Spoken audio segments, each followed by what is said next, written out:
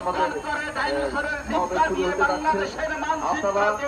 সাংবাদিক ভাইদের উপরে আমরা আহ্বান করছি, আপনারা যে যেখানে আছেন আজকে জাতীয় প্রেস ক্লাবে এসে সাংবাদিকদের উপর নির্যাতনের প্রতিবাদে আপনারা সকলে সক্রিয়ভাবে অংশগ্রহণ করবেন। প্রিয় ভাইয়েরা আমার, আজকে আমাদের এখানে অনেক গুণীজন সাংবাদিক উপস্থিত হয়েছেন। আজকে আমাদের বুকটা গর্বে ভরে যাচ্ছে। সাংবাদিকদের উপরে মিথ্যা মামলার প্রতিবাদে আমরা সাংবাদিকরা সবসময় সোচ্চার থাকিব। কারণ আমরা রাজপথে থাকি, রাজপথে থেকে আমরা লিখি, আমরা জাতির জন্য লিখি, আমরা রাষ্ট্রের জন্য লিখি, আমরা দেশের সমাজের অবহেলিত মানুষের জন্য লিখি, আমরা রাষ্ট্রের উন্নয়নের জন্য লিখি। তাই আমাদের উপরে আমরা বিরাট শ্রমে আমরা যে কাজগুলো করে যাচ্ছি তা বাংলাদেশকে বড়রা সাংবাদিক ছাড়া সাংবাদিকায় এই দেশের সঠিক তথ্য তুলে ধরেন। ভাইরা আমার, মায়ের সাথে ভাত খেতে পারে না এই লাখো জনতা। আমার সংবাদকর্মী ভাই বোনেরা, আমাদের সংবাদকর্মীদের কাজ হচ্ছে সত্য প্রচার করা। বিগত 16 বছরে আমরা যে সত্য প্রচার করার চেষ্টা করেছি সেটা প্রচার করতে গিয়ে অনেক সময় আমাদেরকে বলা হয়েছে এগুলো বিএনপির কর্মী, কেউ বলেছে শিবিরের কর্মী। এখন আবার সত্য প্রচার করতে যে আমরা হয়ে যাই শিবিরের কর্মী, আওয়ামী লীগের কর্মী। আমরা জানতে চাই আমরা আসলে কাদের কর্মী। সাংবাদিকদের নিরাপত্তা যদি রাষ্ট্র না দিতে পারে তাহলে সাংবাদিকরা কিভাবে সত্য প্রচার করবে? এবং আমাদের কাজ হচ্ছে জাতির সামনে সত্যটা তুলে ধরা, কিন্তু বিভিন্ন সময়ে দেখি সেই সত্য তুলে ধরতে গিয়ে আমার সাংবাদিক ভাই বোনদের উপরে বিভিন্নভাবে মামলা নির্যাতন আসে।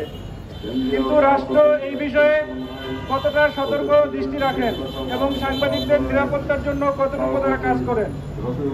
এজন্য আমার দাবি থাকবে আমাদের সাংবাদিকদের সত্য প্রচারের জন্য যাতে আমরা নিরাপদে সংবাদ প্রচার করতে পারি জাতির কাছে।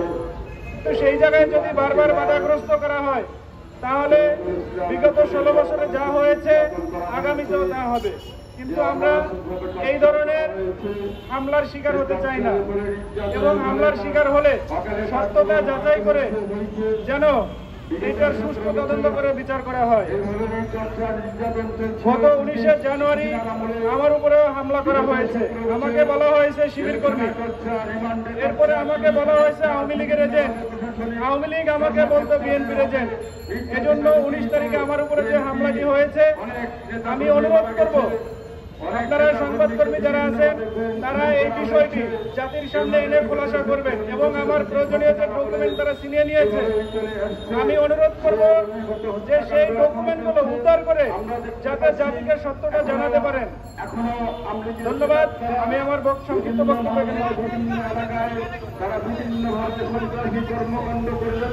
ওখানে তারা পরিচয় দিয়েছে ছাত্রদলের কর্মী এবং পুলিশের সামনে আমার উপর চুপুরি মেরেছে। আমি বলছি আমার অন্যায় থাকলে আমাকে পুলিশে দিয়ে দেন, অথবা আপনারা আমাকে আটক করে রাখেন।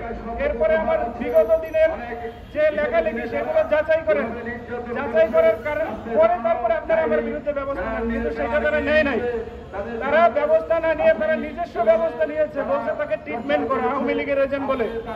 যেহেতু শিবির এবং ছাত্র বললে সমস্যা আছে তাই তারাকে আওয়ামী লীগের এজেন্ট বলে ট্রিটমেন্ট করো, এবং ছাত্রদেরকে কটাক্ষ করে প্রধান উপদেষ্টা সহ তাদেরকে ইঙ্গিত করে বিভিন্ন ধরনের বকাঝকা উল্টাপাল্টা গালাগালি করেছে। যে প্রমাণগুলো ওই মোবাইলটা উদ্ধার করলে পাওয়া যাবে, এবং ইতিমধ্যে আমরা কিছু ডকুমেন্ট পেয়েছি। আমি যদি অপরাধ করে থাকি তারা আমাকে পুলিশে দিতে পারতো, কিন্তু তারা আমাকে ঢাকা মেডিকেলে নিজেদের লোক বলে করে পাঠিয়ে দিয়েছে। ওখানে নিরাপত্তা না থাকায় একজন সাংবাদিকের সহায়তায় আমি নিরাপদে সরে গিয়েছিলাম, এবং এখন আমি অসুস্থ, আমার ঠিকমতো ট্রিটমেন্ট করাতে পারছি না, আমি আতঙ্কে আছি। আমি অনুরোধ করবো যে 19 তারিখে ইঞ্জিনিয়ার্স ইনস্টিটিউটের সামনে আমার উপরে যে হামলাটি হয়েছে সম্পূর্ণ তদন্ত করে বিষয়টির একটি সুষ্ঠু সমাধান দেওয়া হোক, একটি সুষ্ঠু বিচার করা হোক। কিছুদিন আগে ছাত্রলীগের কর্মীরা আমাদের উপরে হামলা করেছে, এখন যদি ছাত্র দলের বাইরা করে, আমরা তো তাদের সাথে রাস্তায় ছিলাম। আমি শুধু বলেছিলাম যে রাস্তায় আমার ভাইয়ের রক্ত লেগে আছে সেই রাস্তায় এখনো যদি চাঁদাবাজি হয় তাহলে আমি ওই মাকে কি জবাব দিব?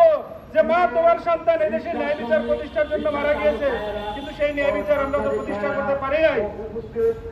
আজকে যে ভাইদের রক্ত রাস্তায় লেগে আছে, সেই রাস্তায় যদি চাঁদাবাজি হয়, মাদক বিক্রি হয়, এগুলো আমাদের কাছে প্রমাণ আছে। আমরা যদি মৌখিক কোনো বানায় কথা বলি, আপনারা আমাদেরকে জিজ্ঞেস করেন, প্রমাণ নেন, কিন্তু সেই তথ্য প্রচার এবং অনুসন্ধান করতে যে আজকে আমাদের উপরে বিভিন্নভাবে হামলা আসতেছে।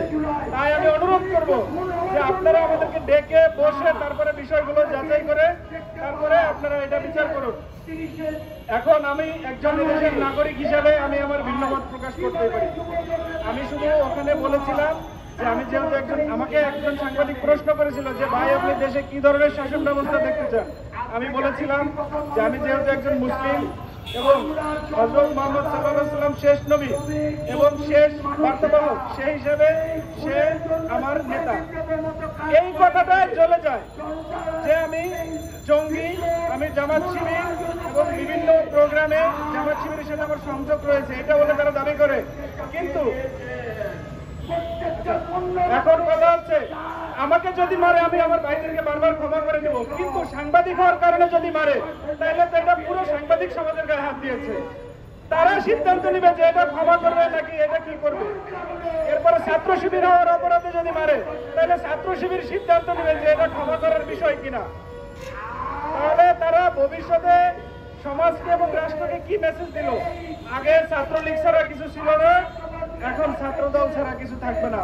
তাহলে আমার ভাইদের রক্তের মূল্যায়নটা কোথায়? আমি চাই দেশে ইনসাফ ভিত্তিক একটা ন্যায় শাসন প্রতিষ্ঠা হোক।